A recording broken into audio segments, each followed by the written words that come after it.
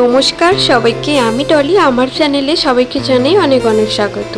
আজকে হলো বৃহস্পতিবার দিন, আর বৃহস্পতিবার মানেই তো হলো ল্যাপা মোছা। ঘর বারান্দা মোছা হয়ে গেছে, এখন উঠোনটা লেপার পালা। এত বড় উঠোন যদিও আমি লেপবো না, শুধু হাফটুকুই লেপে রাখবো।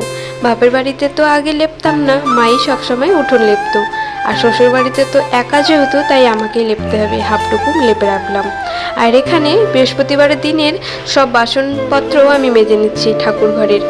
মাজাও কমপ্লিট, স্নানটুকু সেরে আমি এখন তুলসী তলায় জল দিয়ে নিচ্ছি। অন্য দিনের তুলনায় বৃহস্পতিবারের দিন কিন্তু কাজ একটু বেশি থাকে।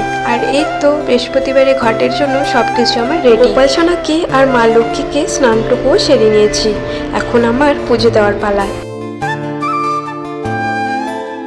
স্নান পুজো সেরে খেতেও বসে পড়েছি। আর আজকে দুপুরে রান্না হয়েছিল লাউয়ের ডগা, আলু ফুলকপি ভাজা আর সোয়াবিনের তরকারি। আর একবারে চলে এলাম সন্ধেবেলা। আজকে দেখো বোন এসেছিল বাড়িতে, ও এসে রান্না বান্না শুরু করে দিয়েছে। রান্না বান্নার পর খেতেও বসে পড়েছি।